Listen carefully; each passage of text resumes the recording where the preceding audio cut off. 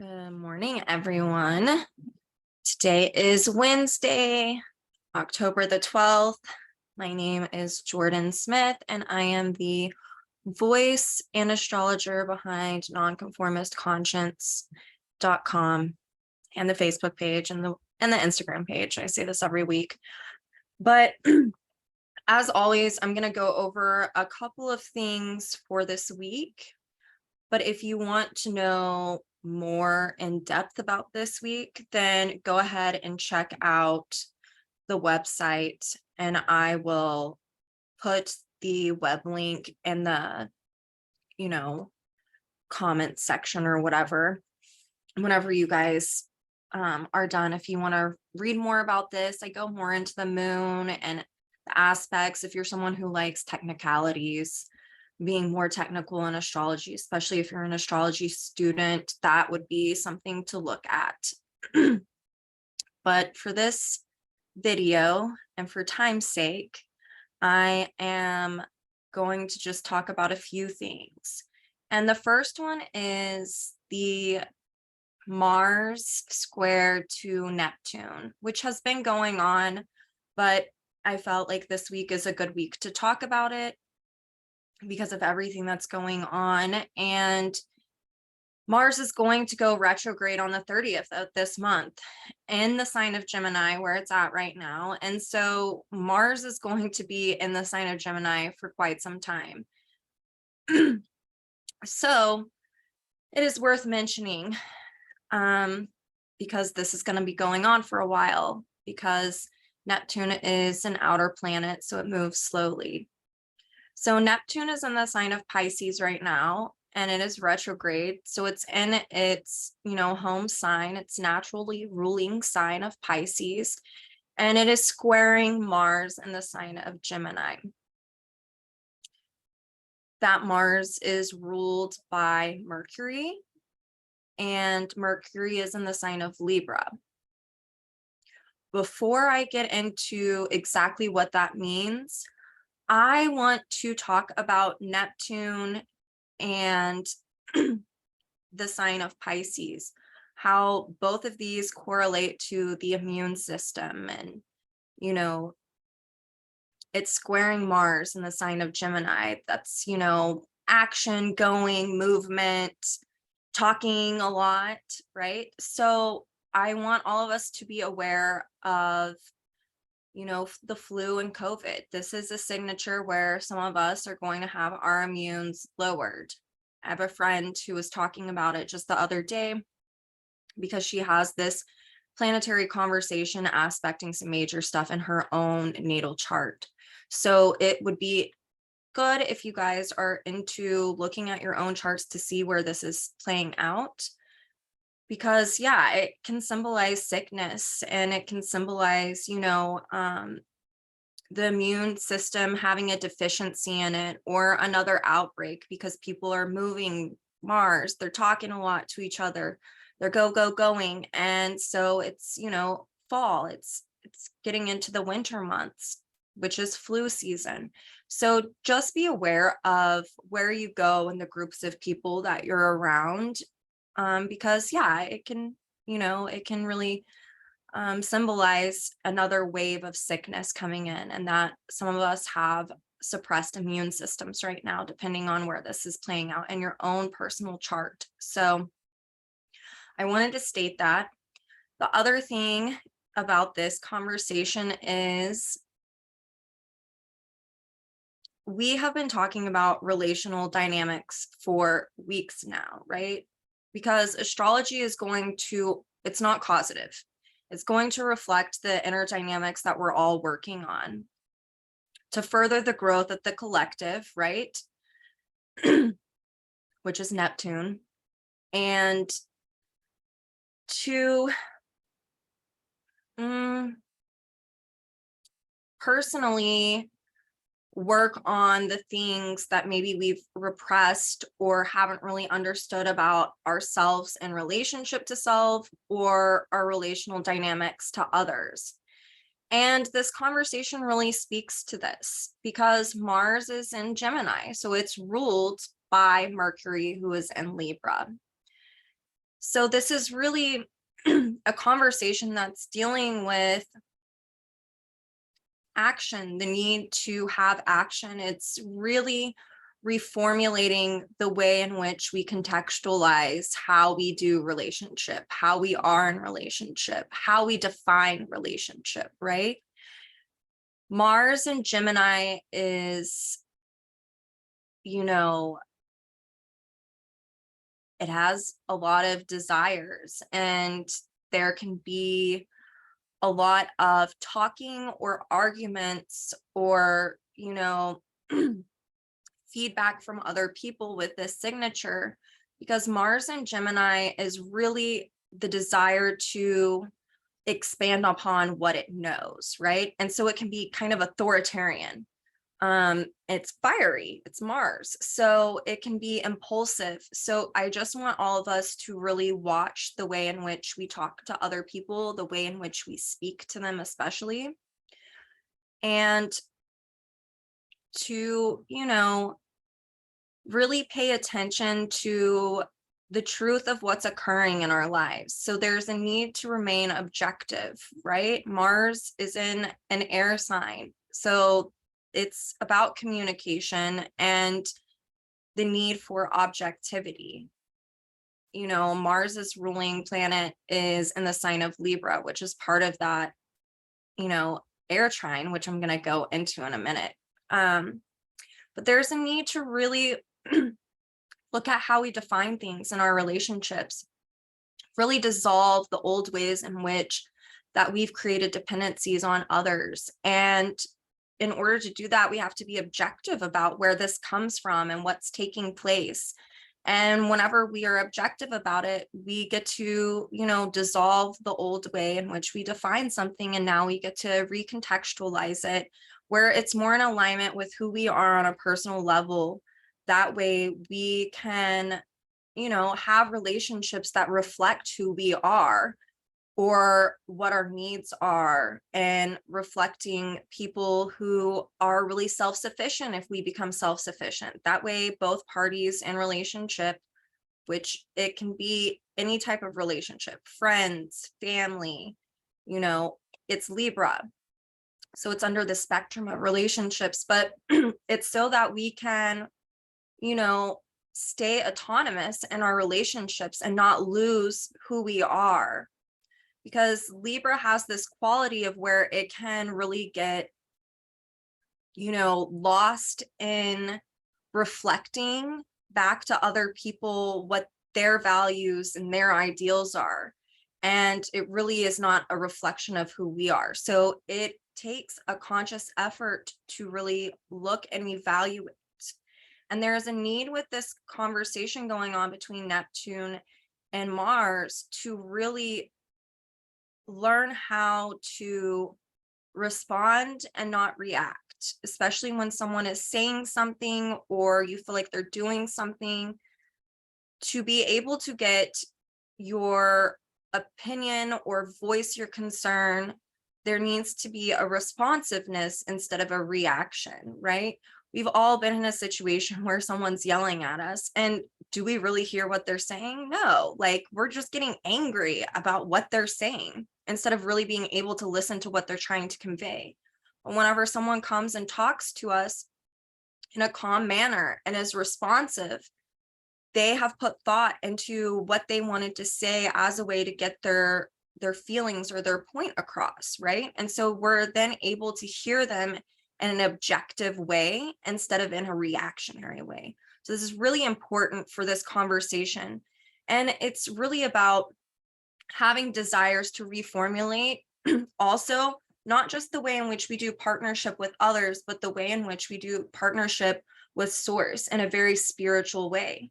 A lot of us have been conditioned to think of God in a religious manner. And so if you're someone who's working on this and coming to a deeper understanding about these dynamics and this type of conditioning, there's a need to recontextualize what your relationship to source is and how you define it and how you view it, and dissolving the old way that might be suppressive or repressive in nature, and really coming to an understanding of deep truth about what having a relationship with source is.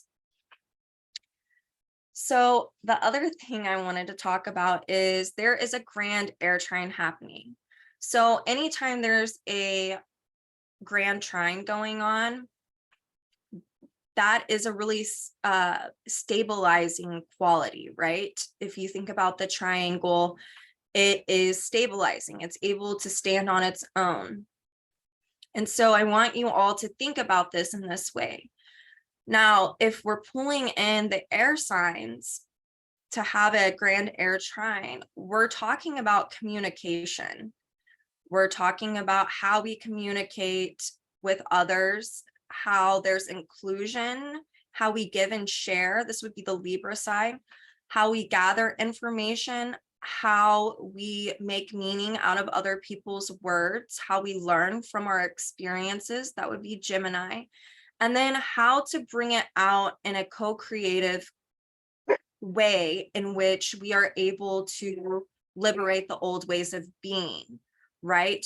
Reformulating it, recontextualizing it, sharing it, and then bringing it out in a way that we're able to rebel against the old way and to, liberate ourselves from the known and go into a different state of how we define things, how we do relationship. And this would be the Aquarius side. And it's how we co-create through our learning, So this air trine is happening on the 14th. It's going to be felt this whole week. But on the 14th, the moon in Gemini is going to conjunct Mars. And this is one leg of the air trine. And this air trine is going to be going on for a few days, but the moon won't be a part of it, after today. It'll go by. The moon is really fast moving. But on the 14th, the moon is going to conjunct this Mars, which I really feel like, even though the energy is going on, this is really going to activate this on an emotional level, right? It's the moon.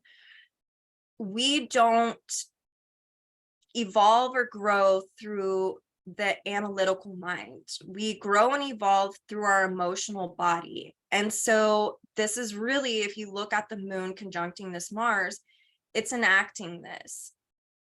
And it's enacting the emotional body as a way to process and to grow and to evolve with this whole air trine. So I'll break it down in just a second, but it's the moon and Mars and Gemini, and it's going to trine Venus and the sun in the sign of Libra.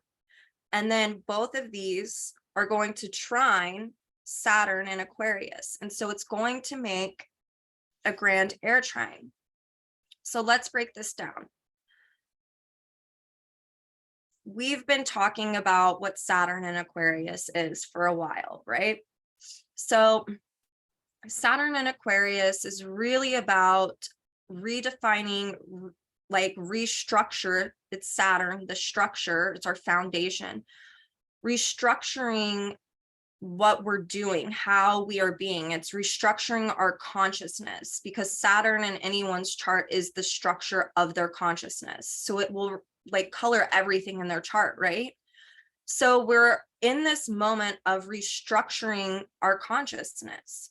And how we do that is through the Aquarian way of liberating through what is known or familiar. So all the conditioning that we have that has created crystallized structures or non-growth within, okay, and the need to liberate from those.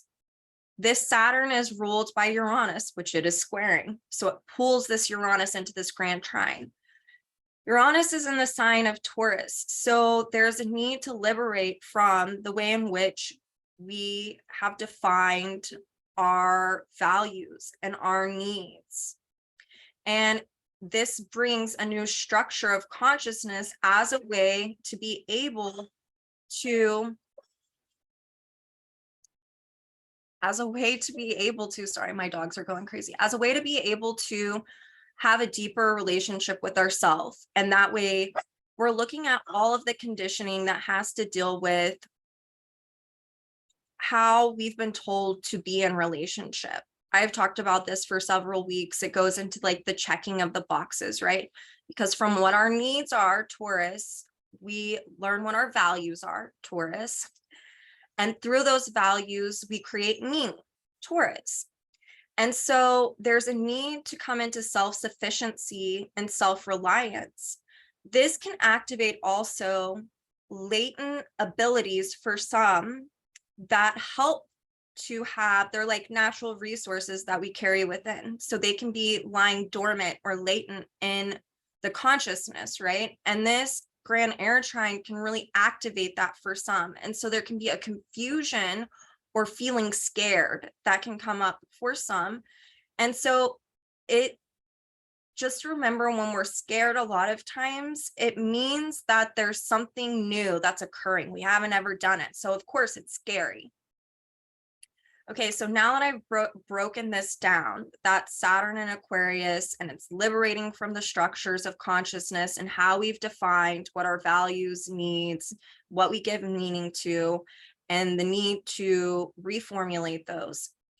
We're going to go to the moon and Mars conjunction. That's on the other leg of this grand trine. The moon is activating this for our emotional body. The moon and Mars are in Gemini. So the moon and Gemini can really create this situation where we feel hurt by others, not by the words that they say, but like how they say them. And so there's a need to really look at what that's about. There's and reformulate, recontextualize, learn, right? It's Gemini. But there's a beautiful thing with the Gemini moon, which is really about learning what our emotions and our feelings are, and then speaking about those vulnerabilities, right? It's Gemini. So talking about it and speaking to those vulnerabilities. It's conjunct Mars, so it's about our desires, but it also gives us the courage to be able to speak to these, right? To be able to be vulnerable in front of other people or to other people and talk about the emotional dynamics. And so if this, you have an argument with someone and the way they said something to you is really hurtful, well, there's this inner reflection and objectivity that needs to occur, right? This is an air trine, so it's about objectivity and observation. So there's a need to look at where this is coming from and then to have the courage to speak to that vulnerability.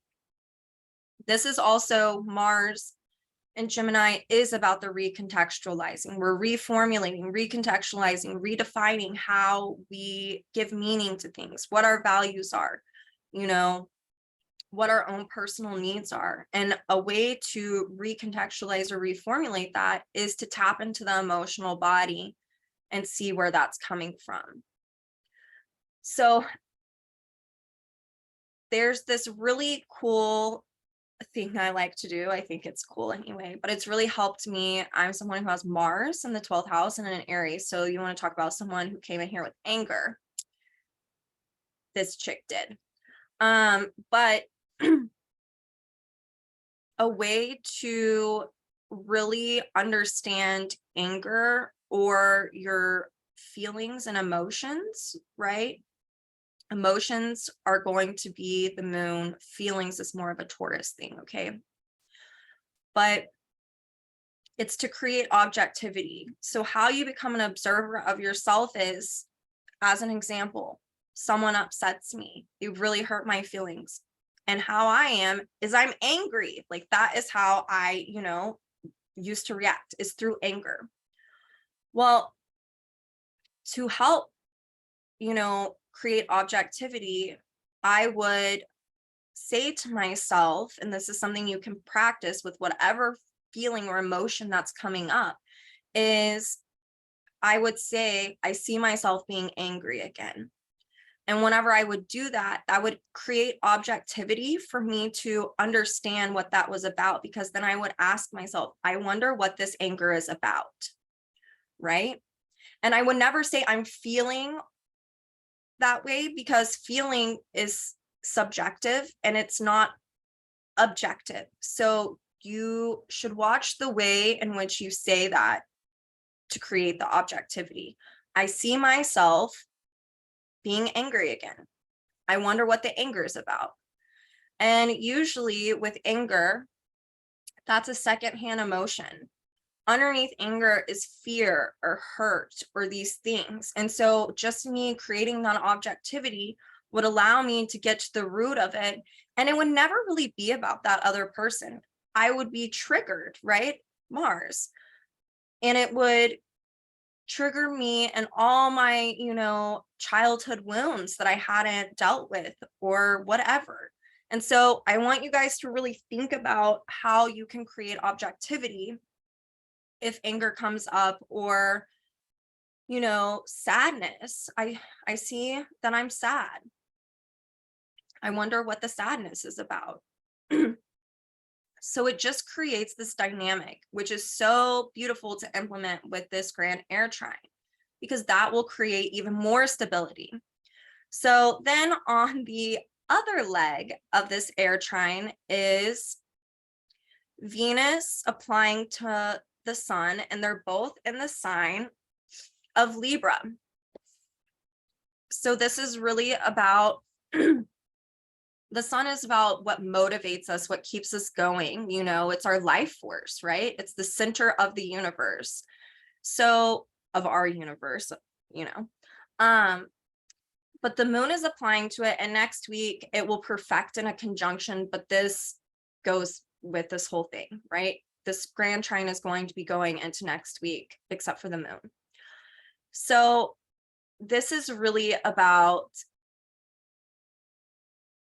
understanding and having the drive to continue to look at the ways in which we do relationship and what we value in our relationships, what we give meaning to in our relationships. Are we giving ultimate meaning? If we are, we've got to do the Saturn and Aquarius thing and liberate from that crystallized structure, because it's creating a dependency and not autonomy. And then we go to the Mars and, Gemini, which is ruled by Mercury in Libra. So it's reformulating and recontextualizing these relationships and the relational dynamics. So it's really getting in touch with how you listen to others and how you are able to listen to yourself, and how you create objectivity as a way to do that. If you are objective, you can listen to what is going on inside of you.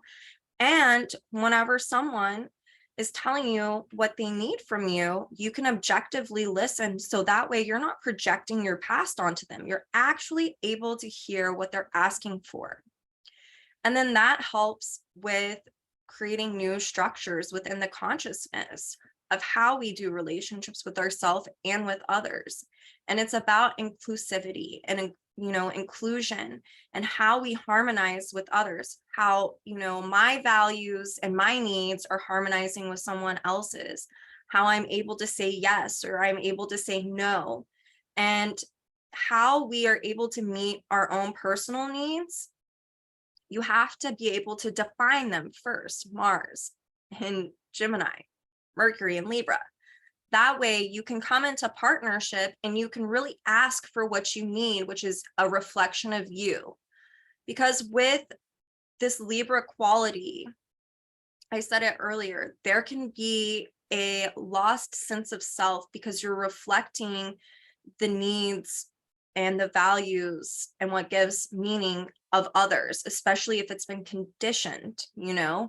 I'm conditioned, most of us have been conditioned to, after you graduate high school, you go to college, and after you graduate college, you are with your partner and you guys move in together. And then after you move in together, you guys get married. And then after you get married, you have a child. But all of this, you have to have a career and you have to be doing well in society. Check, check, check, check, check.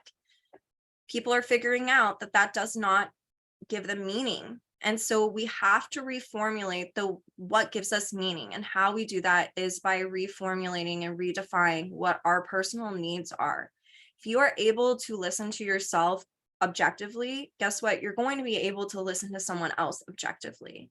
And then you're going to know whether or not to act, to respond to them, or to non-respond, which is indeed a response. So there's a need to really listen to when to act, when to not act, when to give, when to not give. You know, it's also with Venus conjunct the sun, there is a need to really observe when you are socially isolating too much, which creates an imbalance, or when you're socializing too much, which creates an imbalance. So there's a need to really listen to oneself, when to retreat and when to go out, right? As a way to really integrate all of the information that we're learning.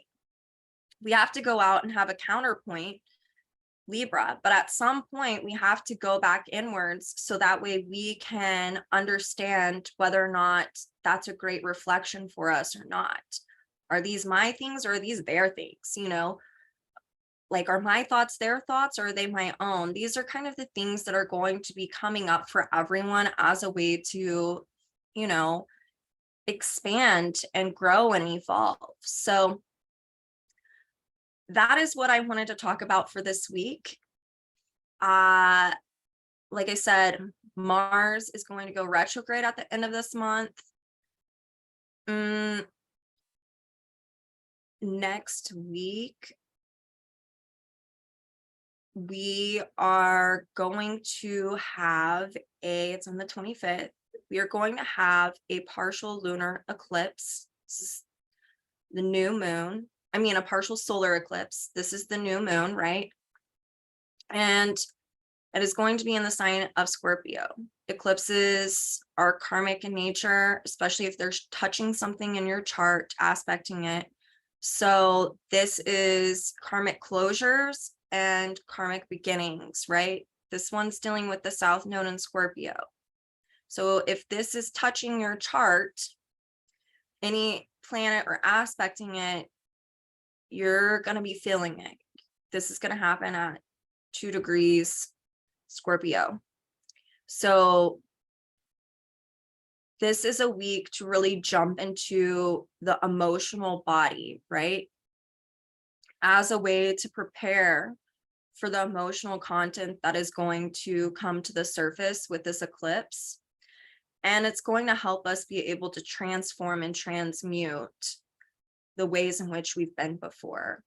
It'll be an alchemizing thing. So if you are someone who has something around the 2 degree mark of Scorpio, really be diving into, you know, the watery nature of your emotions as a way to consciously work with it beforehand. So yeah, and I'll go into that next week even more, but I wanted to say that all of us should be diving into our emotions right now, as a way to redefine and recontextualize. It's, you know, that's what's reflecting. So I hope you all have a beautiful week, and I will be back next week to go over everything. And I will see you then.